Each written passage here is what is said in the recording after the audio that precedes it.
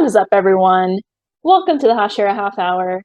And today we have a special episode for y'all because Bryan finished the manga. As always, I am one of your hosts, Hannah, and I am currently dealing with the fact that I cry every time I open up TikTok because someone makes a sad edit. So, fun times. What's up, y'all? It's Bryan. I'm the Sakuna finger that Yuji dropped on the floor and called 5-second rule for. All right. If we're doing this today, then what's up, guys? My name is Emily. I am the endless pit of despair that is the Shibuya arc of Jujutsu Kaisen. RIP. To those who know. Those that don't, you're going to find out. So. Oh, no. I don't know. I don't know either, folks. I am scared. That's not what we're talking about today. No, today we're talking about the endless despair that is the Demon Slayer manga. So before we get started, just wanted to throw a spoiler warning out there. Obviously, this episode is going to be full of manga spoilers. We are not going to hold back when we talk about the end of the story or what happens to characters. So if you do not know what happens and don't want to know what happens until the anime comes out, please stop listening now, as hard as it is to say that. Please don't listen. But if you're okay with spoilers or you know what's happening, this episode's for you. So we're gonna dive into it, and I have one question for you, Bryan. How are you doing? To be honest, I am not as with Demon Slayer, I was hoping for a more happy ending, but I guess it really wasn't that happy, was it? I mean, obviously Tanjiro scraped by and everything in, full circle came to fruition, right? He finally got Nezuko back to a human. He got back to a human after he became a demon. What? But everyone else died along the way. The fact that only 2 Hashira stood alive and then our little trio was left standing. God, it's so sad. Talking about all right, so I think first off I want to start with, of course, the villains, the demons, of course. Doma, an A1 villain, A1. Also, that man said gay rights. He had a fan. He was throwing ice flowers at people. I'm sorry, okay. He literally gave me, oh my god, yes. He is young, gay, and mean as a personality. With that being said, I think I've already said it once. I'll say it again. I love sickly sweet villains. I love villains who are in their own little psychotic world, and he fits exactly that. He thinks that people are living on and he's carrying on their legacy so he can preserve them forever inside his body. Wow, what a mindset. And that fight scene too. Poor Shinobu, she was I will be the pawn if you can be the bishop behind me. Are you kidding me? She was if we're gonna take down this demon who killed my sister, I feel like everything in Demon Slayer was dropped, and then you saw why it was dropped there earlier, later in the season, to reconnect. There's so much foreshadowing that finally comes through here, and I feel like this scene is just a culmination of why, we've talked about the many reasons of why we enjoy Demon Slayer. I feel like the fight scene of Shinobu, Kanao, and then Doma is the culmination of Demon Slayer, elements coming to form something really beautiful to watch. Yeah, that whole fight scene was very full circle because you had Shinobu, who, he killed her sister, but we also had Inosuke join that fight, and he killed Inosuke's mom. Yeah. So, a lot of full circle moments in that scene that I think, and this is a pretty popular opinion, but I think the Infinity Castle arc is going to be, without a doubt, probably the arc of our generation. It just takes hits. It gets you emotionally, both on the Slayer side, because we lose quite a few people. Rip Shinobu. Oh, that was hard. Rip Moichiro, Genya, rest in peace. Imejima. Well, he died later with Muzan, but He moves on from life. um, just like that, along with we get backstories of all the demons too. Emily, I know you like to talk about your man, your other man.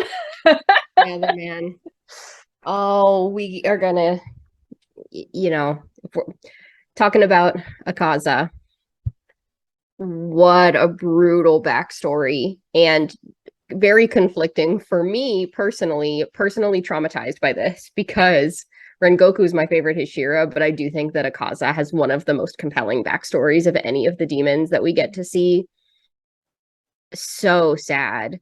Like everything from like the meaning of the tattoos that we get to see on him initially and like the kind of like the lore and just like the Japanese tradition of that down to like the trauma that occurred in his life that would lead him to make a decision like that because that was I don't know. For him, I'm like I don't know if death would have been the better option at that point. I think he was at like the lowest low of his life and it's like who could blame somebody for hoping if you're able to be provided with some kind of glimmer of hope.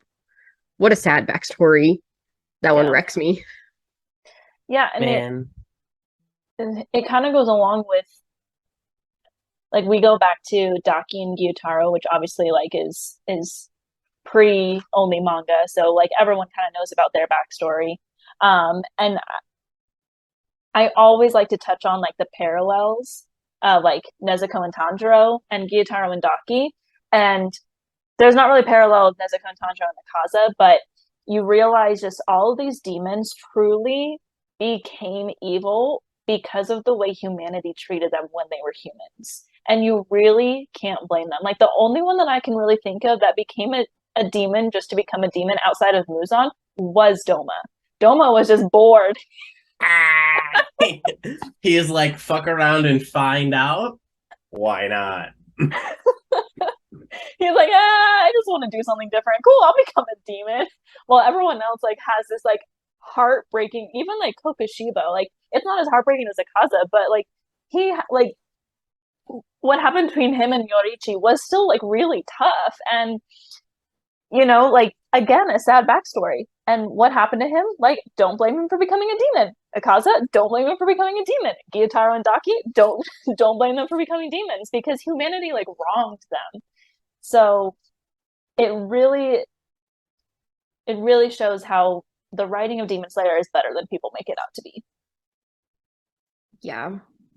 I think kind of looking at how we got into the Infinity Castle arc, I want to start there too. I want to go into that. First off, Muzan just rolling up on scene, being like, it's me, your boy. Where's Ubiyashiki? Literally out of nowhere. Just, okay, wow. First off, like, we talked about then, because we just filmed the episode the other day, like, Muzan's terrifying. No, that's terrifying. When he just walks in, and then all the Hashira they're already too late. Ubiyashiki was like at least grateful though, and I thought that was actually really like revealing for Muzan's character was that he had this like couple minute conversation with him. Ubiyashiki is like, I didn't think this would go this long. I mean, thank you for the couple extra minutes of air, but I wanted to ask some questions, and at least he got his final interview in, I guess. Prediction. I think Muzan showing up is going to be the end of season 3. I feel like the Hashira training arc has to be part of season 3. I feel like the tail end of the Swordsmith Village arc, it matches better than like putting it at the beginning of the Infinity Castle arc. And I feel we have been blessed with like not really having a cliffhanger for the end of a season yet with this show. Like obviously episodes end with cliffhangers, but I feel like season 3, I'm just putting it out into the universe now to see if I'm right, but I feel like it's gonna end like with Muzan showing up at the mansion, and then it's just that's the end of season 3. Yeah, thinking about how people will respond to that is wild. You know, for those who haven't watched the manga, and it's going to be a big turning point for them.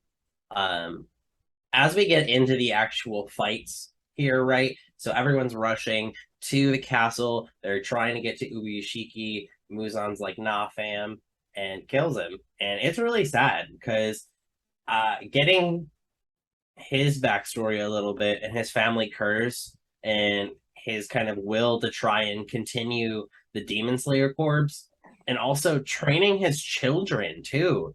Like his 7 and 8 year old children then becomes the head of the quarterback, or I don't even know what you call it, play callers of the Demon Slayers. They're like, all right, send them this way. You go here, go fight them. Like this kid was clearly raised with the intention of like, hey, like the main purpose in your life, unfortunately, is not to actually live it for yourself, but it is to be ready for this position that you will take on someday.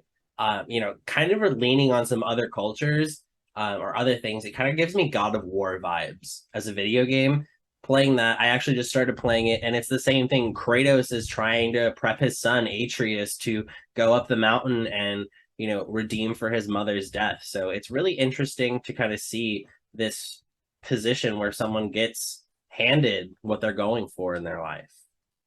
I don't want to like distract from where we currently are, but just to kind of like do my stream of consciousness, like where my mind is going now with it Go is for it.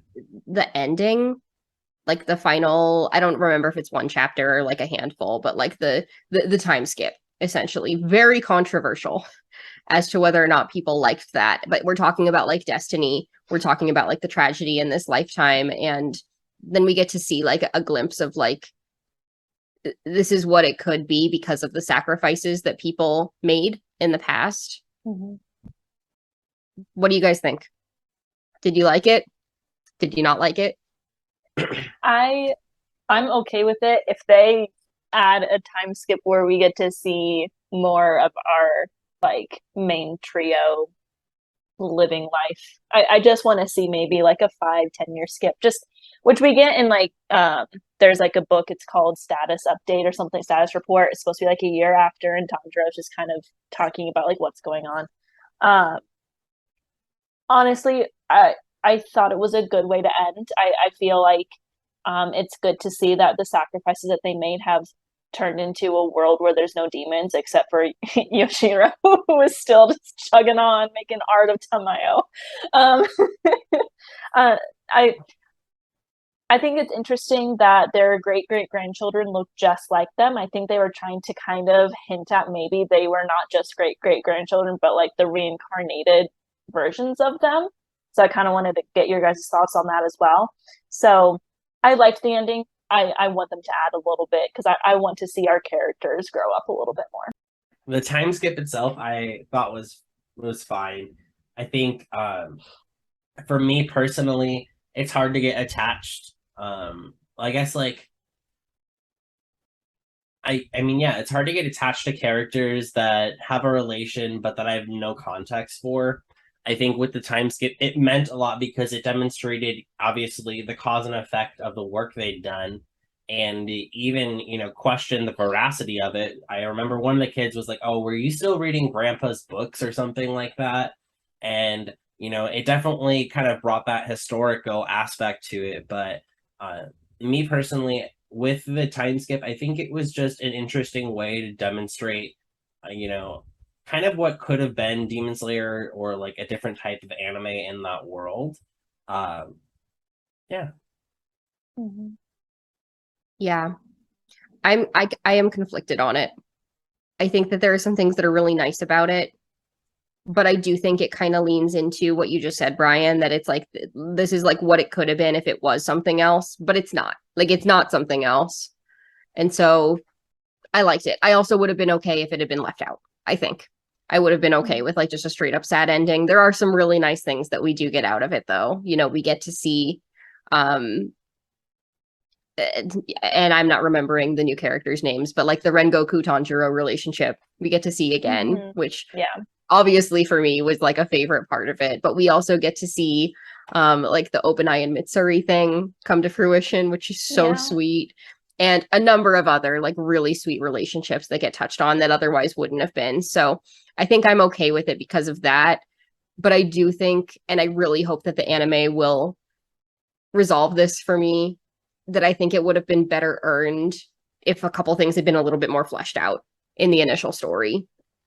I know that like the end prior to that, like a lot of people feel was a little bit rushed, and I think that I agree for the most part. Like I think that all the beats were there for sure. I just wish that it had taken a little bit more of a journey to get to some of them, if that makes sense. Yeah. Pointing to this guy here, right? Like we see his fight scene, but I wish we would have gotten more of this. Knowing that he finally developed his own form of breathing that he can do, and then also that like Gramps killed himself because he was like, oh man, I had a student who's now a demon, like this is my fault, accepting that Zenitsu being his last student and feeling like a failure. I thought we could have gotten so much more. I was really hoping that he would get, because of course, when I was like, oh, Zenitsu's such a cool character, I want to learn more about the breathings. So I read on about the breathings, and then, well, I found out about this arc. But I was like, oh man, at least I'll know. Like he gets his own shot, and his own shot was like only a couple chapters. So I definitely understand that, like having missed on that fleshed out. Because I also loved the demon he was fighting against, who was still using breathing styles. I thought that was just and he was like one after the other. Like he knew all of the other ones. It was blessed. Yeah, that scene, I think there's a few fight scenes that I feel like could go on a little bit longer, be fleshed out a little bit more. I don't think all of them have to be, because like when you think about the Infinity Castle arc, it is a lot of fight scenes happening at once, and I don't think all of them need like more scenes or something, but Zenitsu is definitely one of them, because that scene is so important to his character development. That is like the grand finale, because not only are we seeing that he has developed his own form, the seventh form, we're seeing that this demon that he's fighting can do all the forms but number one. So they're like not evenly matched, but they're matched up kind of because of that. But also Zenitsu opened his eyes and was awake the entire time, which was just the first time I read it, I almost missed that because it just seemed so right with like where his character was going. And then I was like, wait, that was the first time he fought awake. Wow, that was so cool. So I feel like that scene definitely we could get a lot more because it's so important to his character, and he's one of the ones that survived to the end, you know. Another scene, and we can go back to Zenitsu if you want, but was I think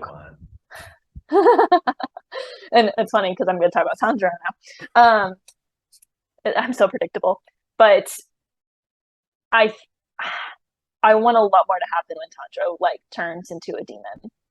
I think that was such an interesting take on the story. I really didn't see that coming. I predicted that he would die. I was talking to a friend long before I read the manga, and I was scared of it happening, but I was like coming to the realization that it could, and I thought that maybe the story might end with like him turning Nezuko into a human, and then him seeing her and like dying from battle wounds or whatever. I was like feeling like that might have been how the story was going to end, and I'm obviously glad that that didn't happen because um but I did not expect them to go the route of turning him into a demon at the end there. And I think that that could have been fleshed out a lot more. I think it obviously like he couldn't stay demon for super long because then he would have just killed them all because of his power. However, we do see briefly that he was fighting it, you know. Giyu mentions like, are you fighting it, Tanjiro? Because like he bit Nezuko, but he wasn't, you know, eating her. So Giyu was like, are you fighting it? And I feel like we could have delved a little bit more into his ability to fight it as well, because obviously he was very feral and not in control. But was he going to be kind of like turning into a Nezuko thing where it's like he still had, you know, the side to him that didn't need to eat humans? Like we didn't get to see like anything from that, and it made it feel like it was important but not like super detrimental to the story. It's like, okay, he turned into a demon and then he turned back into a human. Okay. Right. Like there was a lot of great things that happened, but I think it could be fleshed out a little bit more. I think that's my only complaint about the series in general. Is like I said, I think all the beats are there. Like I think it knows where it's going. I just wish that particularly towards the end that there had just been a little bit more time spent on each one, like getting between the different beats, I think. But I'm hopeful that that's something that can be remedied with the anime. And I think that they've done a really nice job already with like, not that there's a ton of opportunity, I think, in the earlier stages, but when there was, I think that they took it. Mm-hmm. Like take that time. And why wouldn't they want to? Because they're making so much money. So I'm hopeful. Also, like I said in our season 3 discussion, the author themselves have said that they're not super happy with the ending. They were rushed. They had crazy deadlines. So I'm hoping if they are super involved in the anime, that means they might be able to make those changes and add things where they want to make it feel a little bit more fleshed out. Yeah. With the fleshing out, why my reasoning for the why on why I want Zenitsu's storyline fleshed out a little bit more is like I have the emotional attachment to it because I do feel very connected to him as like a very anxious human being, and so like the moment in which he realizes, you know, I've done my own way, and he's like, oh, you like got the upper hand. No, I forged my own path. Mm-hmm. And it's an answer that really steps above whatever that demon could have thrown at him at that point. And I think that was really cool about the entire Infinity Castle arc is that when those demons lost, we all like reading it, you felt that they lost. And like even though they could have maybe fought on at those points, they felt the emotional loss of like, oh, they've won. Like, and it was really a penultimate time for good finally triumphing over evil. Mm-hmm. Poor boy Akaza, right? He could have kept going, but like once he got his head cut off, he was like, no, like that's like the thing for demons. That's when they lose. So he was like, is this what I wanted? All of them asked that. Mm-hmm. Man, corrupted souls. It's good that you mentioned Akaza because I feel like we need to talk about that fight. Bruh, oh my god. That was so much. Emily, I'm sure you have a lot of feelings about it. Oh, I have feelings. I don't know. My stream of consciousness is going all over the place, guys. I'm sorry. I'm like jumping in between. Go for it. Take your I'm stream just of like consciousness with us. We'll just keep my flowing. so my character that I would have liked to see fleshed out a little bit more is also Tanjiro, but for a slightly different reason. Um, I really wanted to see him get a little bit more awareness of like the Yorichi thing. What a cool relationship that we get to see develop between like Yorichi and Kokushibo and like the twin brother relationship there, the progenitor of like the Demon Slayer mark. There's a lot of history and background, and like clearly Tanjiro is supposed to kind of be like this reincarnation or like you know some kind of version of like this same character. Or like at least have some of the qualities of the same character, and I just don't feel like he ever really like knew about it well enough, but like Muzan did, and I really would have liked to have seen him gain a little bit more awareness about that and like the sun breathing style, and just get to see him come into it a little bit more than just Muzan like perceiving it that way, if it makes sense.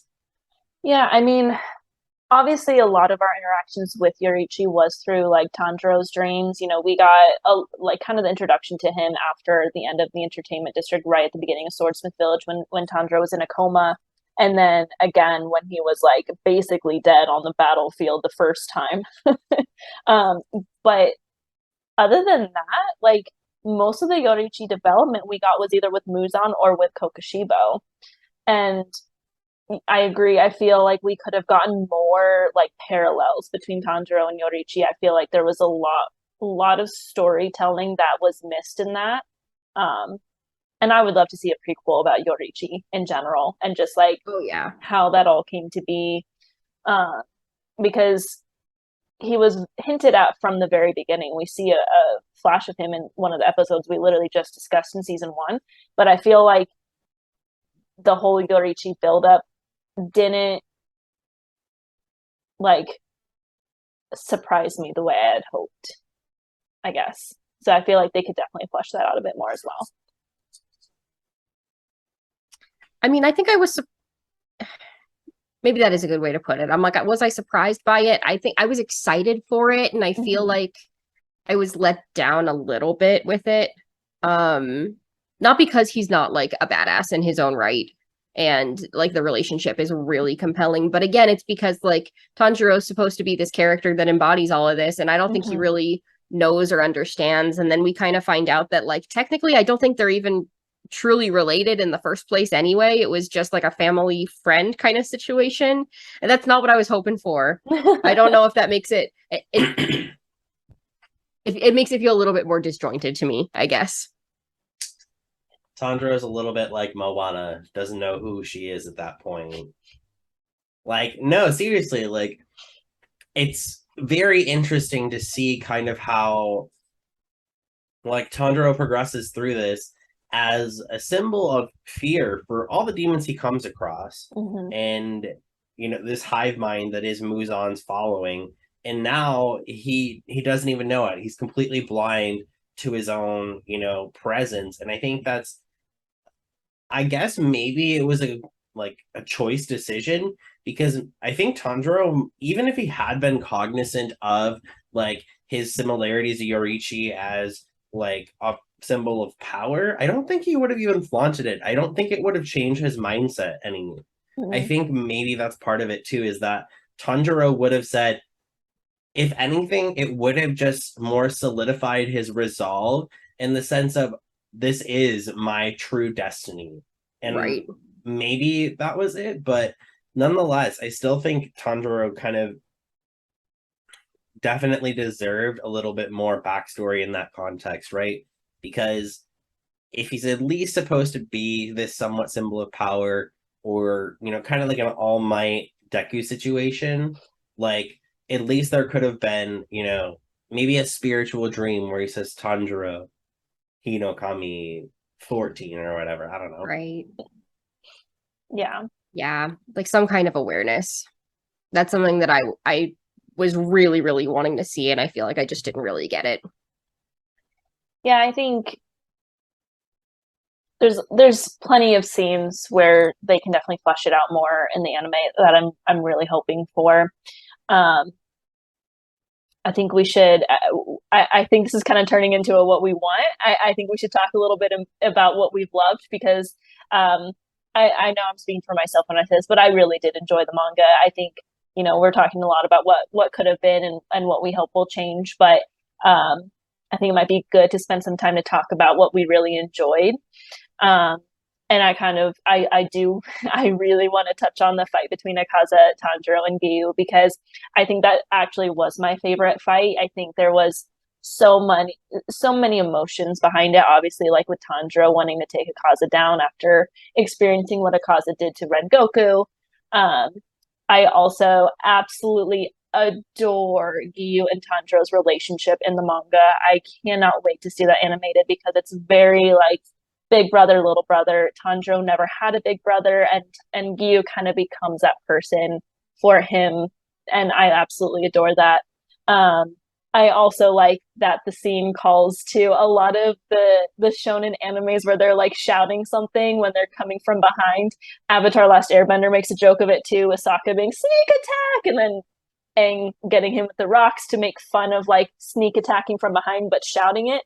And Tanjiro shouts Akaza's name when Akaza doesn't know he's there, and it ends up actually like being something where Giyu's like, "You stupid idiot! Like, don't call his name. He doesn't know you're there." And Tanjiro could have killed him in that moment.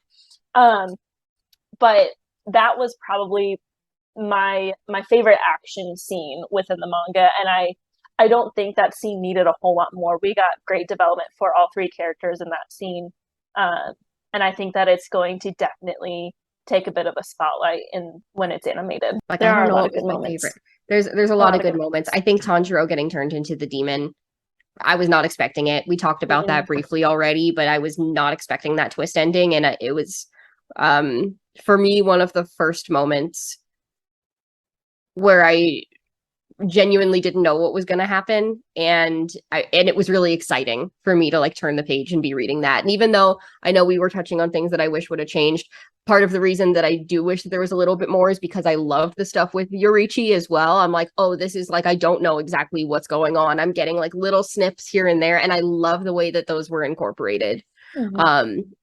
All of those, and then Tanjiro getting turned to the demon were like things that I could not have foreseen and that I loved, that like kept me rapidly reading through all the pages. For me, I know I said Doma is my favorite, but I have to give a shout out for Kokushibo. His fight scene, first off, Hannah drove me home from work the other day, so we kind of had this conversation in her Honda Civic the other day. But wow, call me out, my Honda Civic. I don't know. You just always talk about your Honda Civic. See your local weeboos in their Honda Civics with their waifus on their car. Oops. Are we wrong though? All three of us, right? I have Yumiko on the back of my car. Nonetheless, I'm getting off topic. Right, Kokushibu's fight scene. So I first off love that we got to see him moon breathing, because like who doesn't love that? Also, again, would love to see, when the villain is like bad, but then they get worse. Like I remember we were at Phoenix Fan Fusion. I almost said Comic Con. Phoenix Fan Fusion, if you will. And I was like looking at a sword because there were a bunch of Demon Slayer swords. And I was like, what is that? It was like a scythe. And Hannah was like, I don't know what that is. That's weird. That's like, you'll find out. And I finally got to see that. Like, that scene was so wild. First off, him having like 27 forms or whatever it was. And then also, he was just going off. His sword was regenerating because it was like a part of him. Like, what? And for Kokushibo, I guess his story is very difficult because his loss wasn't in that fight. His loss was against Yorichi when he died standing in front of him. Like, Yorichi was ready to go, and his just old age lapsed on him. And I think that's just so sad because he lived on continuing to search for that purpose until the moment when he realized that his purpose had been long gone, right? And Muichiro getting stuck to a wall, and Himejima being downed, Sanemi being like, ah, man, there's no way. Genya dying in that moment. Like, everyone. That one was just so much. And even Himejima, who is like powerhouse, literally was struggling. It was so sad. Everyone was getting wrecked. Oh, yeah. I think that was, other than the fight of Muzan, that was where we lost the most characters because we lost Genya and Moichiro in that scene. And I think Genya's death was the hardest for me with Sanemi's reaction. That one was bad. I'm going to need a whole box of tissues on that. And I'm not someone who even loves Sanemi. Like, he's always been low on my list for like favorite Hashiras. But that scene, that whole fight, Kokushibo's my favorite demon, because of his power. Just like he just kept on doing more and more forms. Like, it was insane. We learned that Moichiro is actually a descendant of their family. He's not a direct descendant because their family line ended with Yorichi and Kokushibo, because Yorichi had a wife, she was pregnant, and sadly they were killed by demons. And so he passed on the sun breathing to the Kamado family, and that's how it got to Tanjiro. But it was done in like a dance because the Kamado family they were coal sellers, and they were like, well, we can't do breathing for him, so it was passed down as a dance. And we get into that later. But again, that scene had a lot of story development and a lot of loss. But Kokushibo was so freaking cool. Like, I can't deny how cool he was.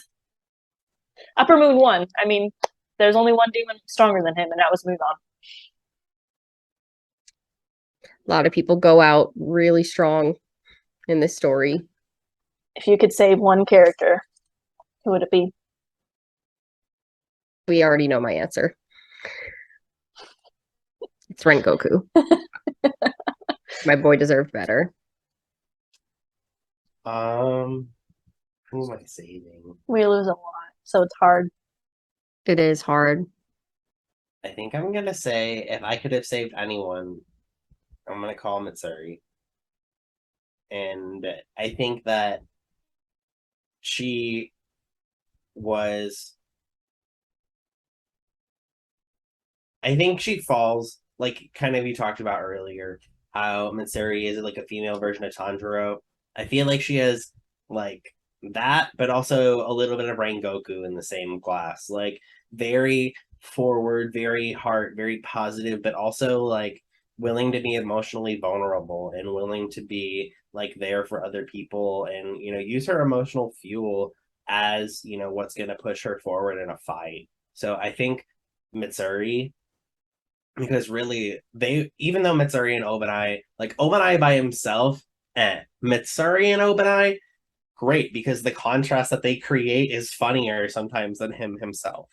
Speaking of the two of them in the Infinity arc, not gonna lie, I thought that the little pieces of comedic relief of Mitsuri falling outdoors left and right was what we needed in the middle of all of that, because she just kept running and yeeting herself outdoors. And Obanai was like, can you get it together, please? Like, we are Come on, literally Queen. fighting number 5.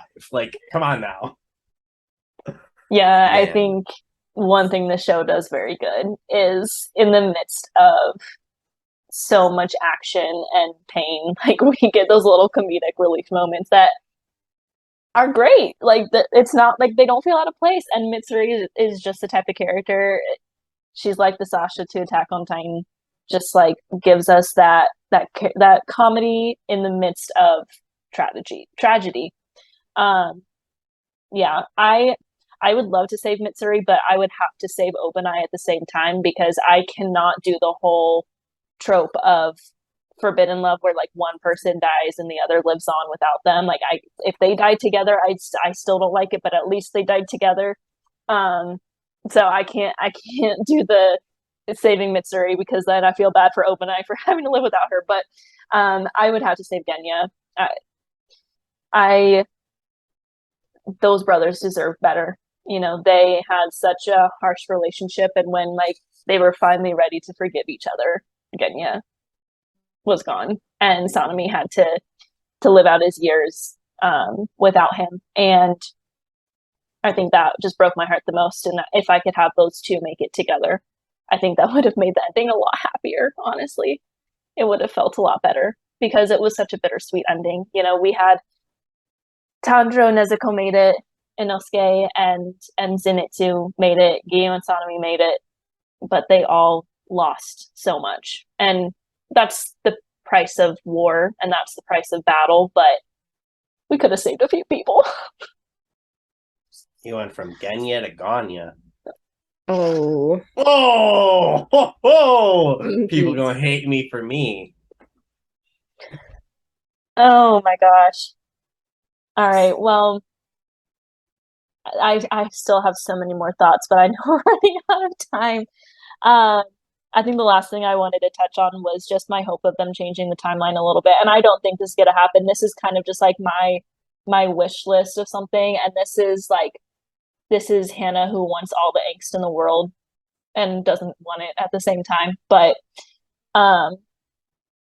when before Tanjiro turns into a demon, but after the end of the battle, when like he's pretty much he's pronounced dead because he's not breathing, his heart's not beating.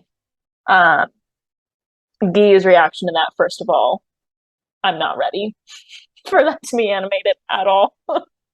Giyu, who's usually so stoic and just very like he's a Levi of Attack on Titan, just doesn't show a ton of emotions. Feels like it's his fault, but my one wish, and like I said, I don't think it's gonna happen. I want Nezuko to get there before he turns into a demon. I want all the angst in the world. I want her to briefly think that he's never going to see her be a human to make my life harder. But I'm okay with that not happening. It's all because I saw fan art and I know I sent it to both of you. if we post this video, I'll insert it here. That fan art broke my heart, and I realized I wanted that in the anime. Do you guys have any other thoughts? Inosuke, when he said, "I can't help you," that was so sad because he was like, Tanjiro, Tamayo. He was like just calling him the wrong name half the time, like messing with him, like because he always knew that he could at least try and wrangle Tanjiro in, or at least like beast breed his way out of it. But there was no way out of this one. He called him by his name and pretty much came to he was willing to die at his best friend's hands because he couldn't do it. It's rough. Anything else? You got Emily? One moment we didn't talk about that's like much earlier, but really is the catalyst for the true beginning of the end is Ubuya Shiki's like boss moment. like his death, he's like, I'm gonna make this mean something. Mm-hmm. And Blue then moves on up. Lit it up. So I'm excited to see that get animated too. I could see that being a good ending of a season. I'm not sure which one, but yeah, not sure. But anyway, we can talk about that more later. Can you imagine though the end of season 4 being Muzan pronouncing Tanjiro dead that first time right after they started fighting him? I swear if that happens too. I can see that happening. I don't know if they're gonna go the cliffhanger route for these final seasons that we're gonna get, but they could. But still have a lot more thoughts. We are running out of time, so we're gonna end it here. But we'll probably talk about it more as we go through the show. So thank you everyone for joining us. I know this was a roller coaster of a conversation, but that's the manga for you. If you liked this or didn't like it because of the conversation, whatever, you know what to do. Hit that subscribe button, like our content, follow us on all of our social media. We're on TikTok, Instagram, and Twitter as Hashira Half Hour. We will be back to our regularly scheduled programming of recapping episodes soon. We just wanted to get this out of the way. But thanks for listening in. Have a great day. Umai. Umai. Umai.